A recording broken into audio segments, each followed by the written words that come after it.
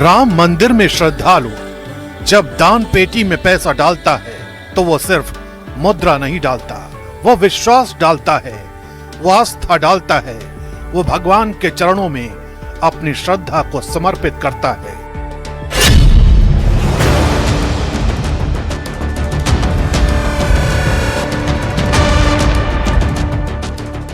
लेकिन एसआईटी जांच के बाद सामने आए तथ्यों ने कई सवाल खड़े कर दिए हैं।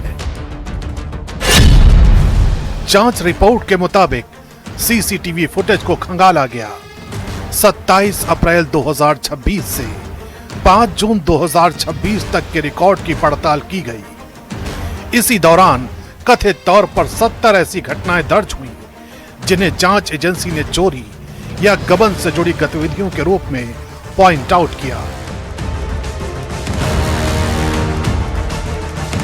यहीं से शुरू हुई उस कहानी की पड़ताल जिसने पूरे मंदिर प्रशासन को सवालों के घेरे में ला दिया, क्योंकि मामला केवल पैसे की चोरी का नहीं था।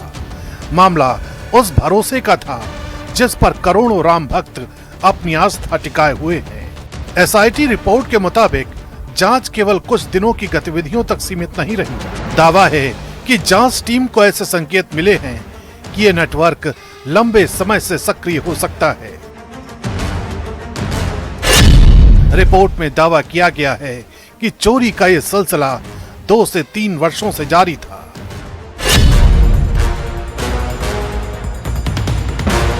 जांच में इलेक्ट्रॉनिक सबूत जुटाए गए, फुटेज के एक एक फ्रेम को देखा गया, कर्मचारियों से पूछताछ हुई, बयानों का मिलान किया गया और फिर एक के बाद एक नाम जांच के दायरे में आते गए।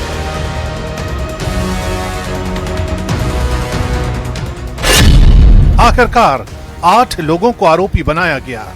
इनमें ड्राइवर से लेकर दान गणना प्रक्रिया से जुड़े लोग शामिल हैं। एफआईआर में जिन 8 लोगों के नाम हैं, उनमें टिन्नू यादव, अनुकल्प मिश्रा, सुभाष श्रीवास्तव, मनीष यादव, लवकुश मिश्रा, अविनाश शुक्ला, करुणेश पांडे और रमा शंकर मिश्रा शामिल हैं। जांच एजेंसियों का मानना है कि कथित तौर पर यह कोई अकेली घटना नहीं, बल्कि एक ऑर्गेनाइज्ड सिस्टम का हिस्सा था। यही वजह है कि इस मामले को सामान्य चोरी से कहीं ज्यादा गंभीर माना जा रहा है। अयोध्या के बारे में जो कतिपय समाचार मिल रहे थे, हमने कहा था एसआईटी गठित की गई है। एसआईटी की रिपोर्ट आने के साथ ही हमारी कार्रवाई भी प्रारंभ हो जाएगी।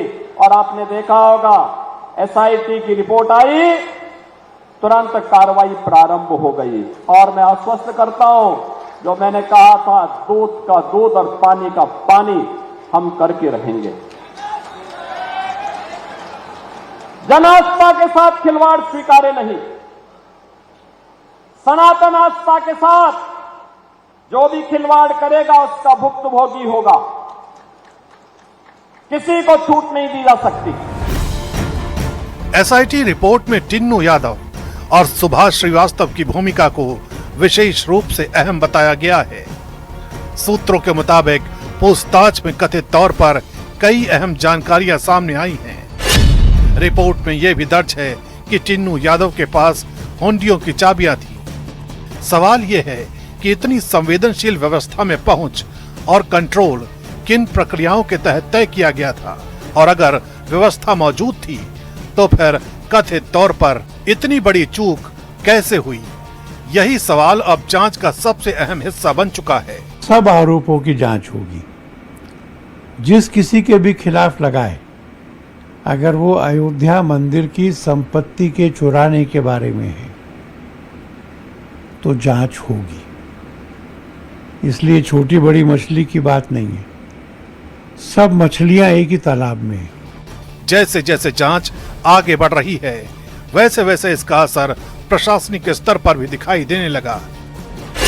राम मंदिर ट्रस्ट के महासचिव चंपत राय ने अपना इस्तीफा सौंप दिया।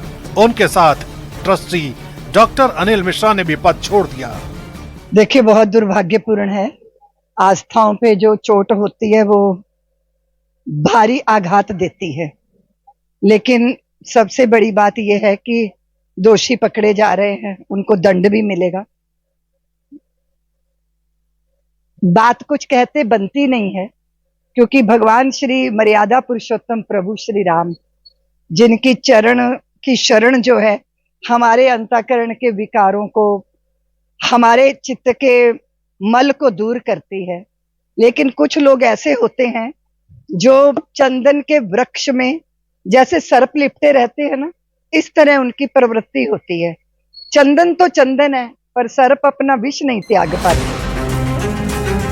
ये घटनाक्रम इसलिए महत्वपूर्ण माना गया क्योंकि मंदिर की व्यवस्था और संचालन में दोनों की अहम भूमिका रही। इस्तीफों के बाद राजनीतिक और सामाजिक बहस तेज हो गई। हालांकि अब तक एफआईआर में दोनों का नाम शामिल नहीं है, लेकिन एसआईटी रिपोर्ट में उनकी भूमिका और जिम्मेदारियों को लेकर सवाल जरूर उठाए गए हैं।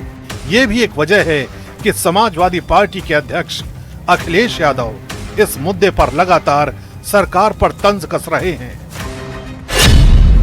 वो क्या करेंगे दूध का दूध और पानी का पानी। लालच ने मार दिया है जिनकी आंख का पानी। गणित की पढ़ाई करने का क्या फायदा जब गिनती में ही हेराफेरी हो गई, सोने चांदी में घटतोली हो गई, जेवरातों की चोरी हो गई। उनके चिराग तले अंधेरा नहीं, भ्रष्टाचार का घोर अंधकार भरा पाताल निकला। लोग उनकी बात पर एतवार करके पछताए हैं, जिन्होंने खुद के ही गुनाहों के मुकदमे हटाए हैं। वैसे पता नहीं लोग ये क्यों पूछ रहे हैं, अयोध्या से गोरखपुर कितनी दूर है। इस पूरे मामले का सबसे बड़ा संदेश शायद अदालत से आया। पुलिस ने गिरफ्तार किए गए सभी आरोपियों को कोर्ट में पेश किया। सुनवाई के बाद अदालत ने सभी को न्यायिक हिरासत में जेल भेजने का आदेश दिया। दूसरी तरफ मुख्यमंत्री योगी आदित्यनाथ ने साफ कहा कि दूध का दूध और पानी का पानी होकर रहेगा। उन्होंने साफ कहा कि जन आस्था और सनातन के साथ खिलवाड़ करने वालों को छोड़ा नहीं जाएगा। बहनों और भाइयों, ये स्वीकार्य नहीं। सरकार की जो मंशा है, सरकार ने पहले दिन कहा कि दूध का दूध और पानी का पानी सबके सामने आएगा। लेकिन मैं फिर से अपील करूंगा, राम भक्तों की मत लो।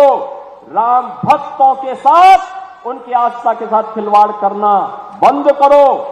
अगर तथ्य नहीं है, पुष्ट प्रमाण नहीं है तो आरोप प्रत्यारोप बंद करो, और प्रमाण है तो एसआईटी को सबूत सहित प्रमाण प्रस्तुत करो। अब निगाहें जांच की अगली रिपोर्ट पर हैं। क्या ये मामला केवल 8 आरोपियों तक सीमित रहेगा? क्या और नाम सामने आएंगे? क्या जिम्मेदारी का दायरा ऊपर तक जाएगा? इन सवालों के जवाब अभी बाकी हैं, लेकिन इतना तय है कि राम मंदिर चढ़ावा चोरी मामला अब केवल एक आपराधिक जांच नहीं रहा, ये भरोसे की परीक्षा बन चुका है।